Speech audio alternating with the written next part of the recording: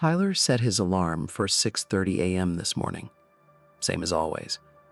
And before his feet even hit the floor, before he brushed his teeth, before he said good morning to his wife, before he did anything, he reached for his phone.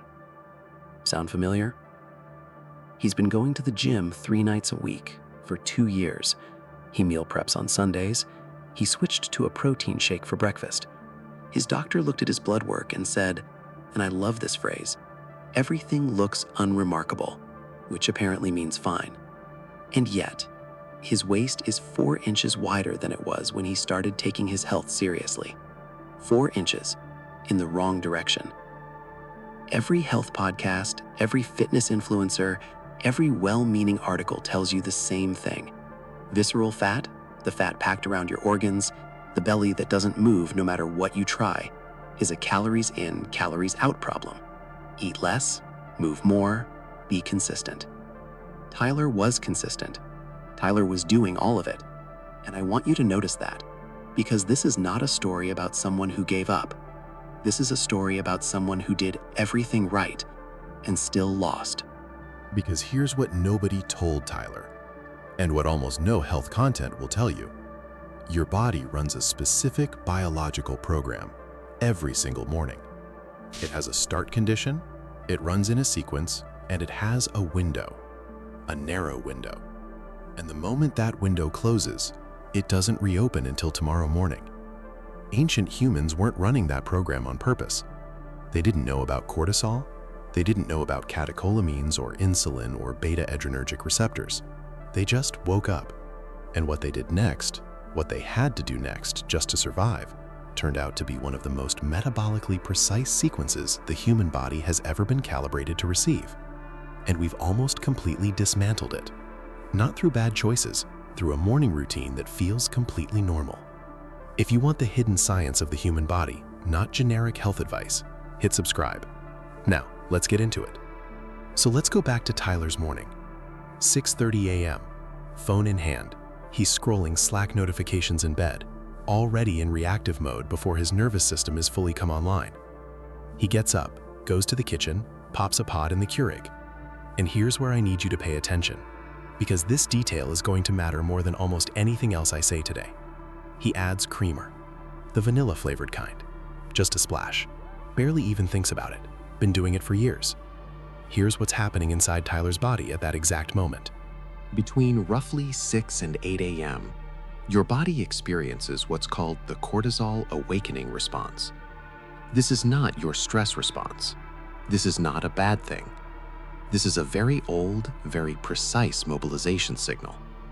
Cortisol rises sharply in the first 30 to 45 minutes after waking, and in the right conditions, its primary job is to liberate stored fat to be used as fuel. And here's the critical part. It has a strong preference for visceral fat, the fat around your organs, the hard belly. Cortisol, in its natural morning context, is actually your body's own visceral fat targeting system. But it only works when insulin is low. Think of it like a highway on-ramp. Cortisol opens the on-ramp to your fat stores every morning. Insulin is a gate across that on-ramp. The moment insulin rises, for any reason, the gate closes. Cortisol is still there, but it can no longer do its job. The fat stays exactly where it is. Now, here's where it lands for Tyler, and maybe for you. That splash of vanilla creamer, just a splash, nothing dramatic, raises insulin within minutes of hitting his bloodstream.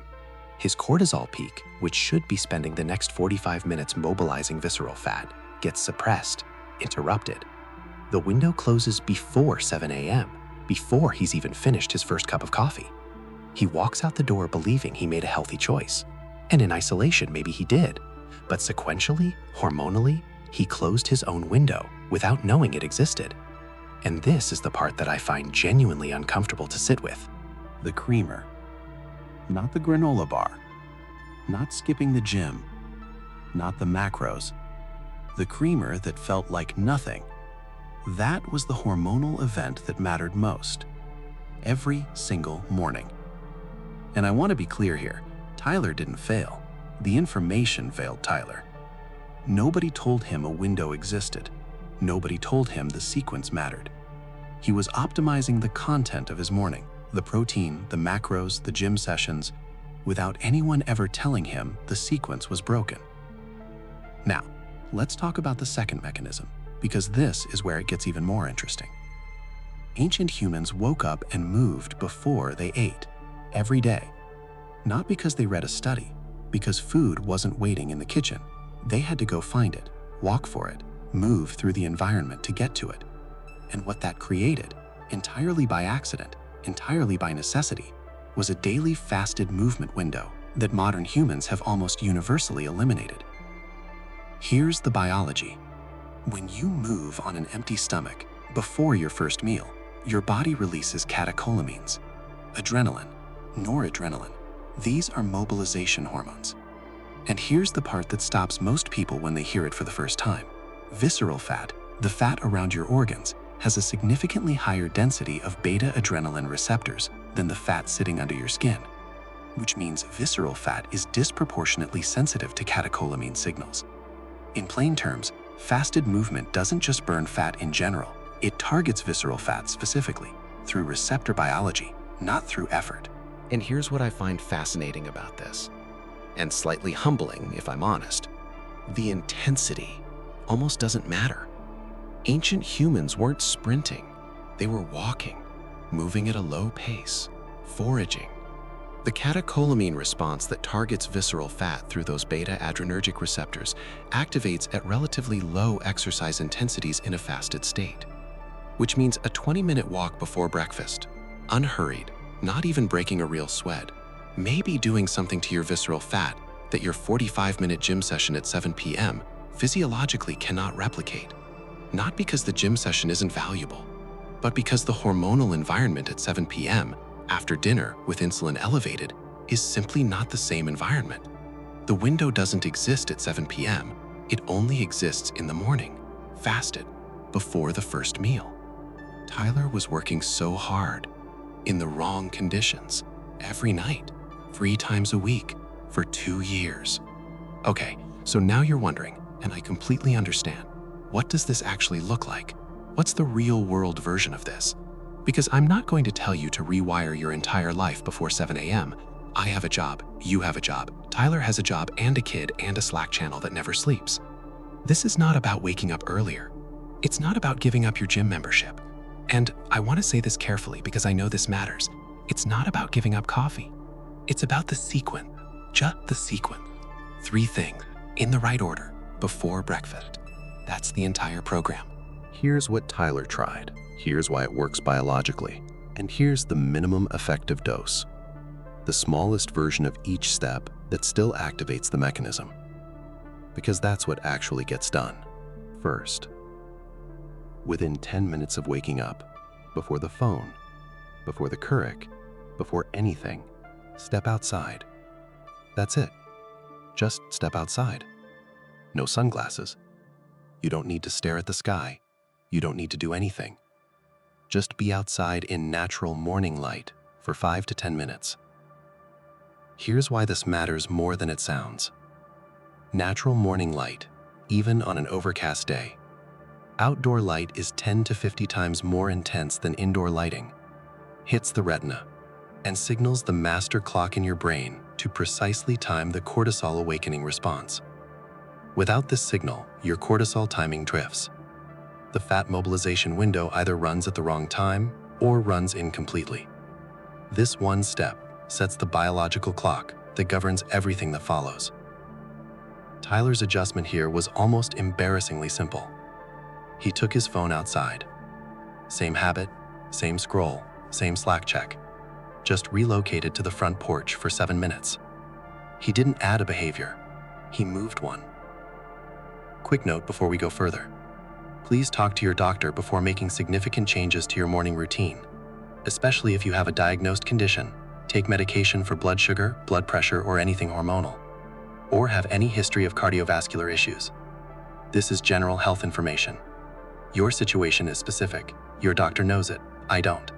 Second, before you eat anything, before breakfast, before that first real meal, move for 15 to 25 minutes. Walk. A real walk, not a stroll to the mailbox. Brisk enough that you could hold a conversation, but wouldn't want to sing. That pace. That's the zone. This is the fasted movement window. Insulin is still low from overnight. Cortisol has been properly timed by the light exposure from step 1. Catecholamines rise in response to movement, and visceral fat, with its high density of beta-adrenergic receptors, becomes the preferential fuel source. The biology is running exactly the sequence it was built to run. Now, the coffee question, because I know you're thinking about it. Black coffee before the walk is absolutely fine. Caffeine may actually enhance the catecholamine response and does not meaningfully raise insulin. But coffee with creamer, with sugar, with flavored syrup, with that splash of vanilla that felt like nothing, raises insulin enough to partially close the window before it's finished running. Tyler switched to black coffee before the walk. He kept his creamer coffee. He just moved it to after breakfast. That's the entire change. And the walk itself slots in more easily than you'd think. Walk before the shower. Most Americans shower before work anyway. The sequence becomes outside for light, walk for 20 minutes, shower, breakfast. You're not waking up earlier. You're reordering 30 minutes you already had. Tyler started doing this at 6:35 a.m. and was in the shower by 7:05. Same as before. Third, break your fast with protein. Not immediately after the walk. Give it 20 to 30 minutes if you can. Let the catecholamine response finish its job. But within an hour of finishing the walk, eat something protein-anchored. 2 scrambled eggs and a slice of whole wheat toast. Greek yogurt with a handful of almonds. Even a protein shake works here. After the walk, after the window has run, the insulin rise from breaking the fast is now appropriate. It's fuel arriving after the program has completed, not a gate slamming it shut before it begins. Tyler's protein shake didn't disappear. It just moved 30 minutes later in his morning. Same shake, different sequence, completely different hormonal outcome. And for meal prep Sunday, which Tyler was already doing, he added one step. He boiled a dozen eggs on Sunday evening, kept them in the fridge, grabbed 2 on the way out after the walk, on mornings when time was tight. The preparation was minimal. The consistency became easy. 6 weeks after Tyler started running the sequence, light, fasted walk, protein breakfast, he went back to his doctor for a routine follow-up. His waist measurement was down 2.5 inches. His energy at 2 p.m., that afternoon crash he'd normalized for years, had largely disappeared. His doctor asked what he'd changed. Tyler said, and I think this is the most honest answer possible, I just changed the order. Not the content, the order. You have the same biological program running in you every morning. It has been running since the day you were born. It is not broken. It is not damaged by years of the wrong routine. It is waiting. Every single morning, it opens. And right now, for most people watching this, it closes before they finished their first cup of coffee. Tell me, which of these is you right now? A, you wake up already feeling behind before your feet hit the floor. B, your belly hasn't moved despite the gym and the effort and the consistency. C, your mornings feel like damage control, reactive, rushed, already lost. D, all 3, every single morning. E, I didn't know any of this existed. Comment A, B, C, D, or E below. I read every single one. And before you go, think of one person in your life who has been going to the gym, doing the work, eating the protein, and still can't move the belly fat. Someone who has been told their results are just genetics, just aging, just the way it is. Send them this video. One share. Because what Tyler needed, what changed everything for him, wasn't more effort. It was just the right information, at the right time. Share this with one person who has been told their symptoms are just stress or just aging. One share could give them the answer they have been looking for.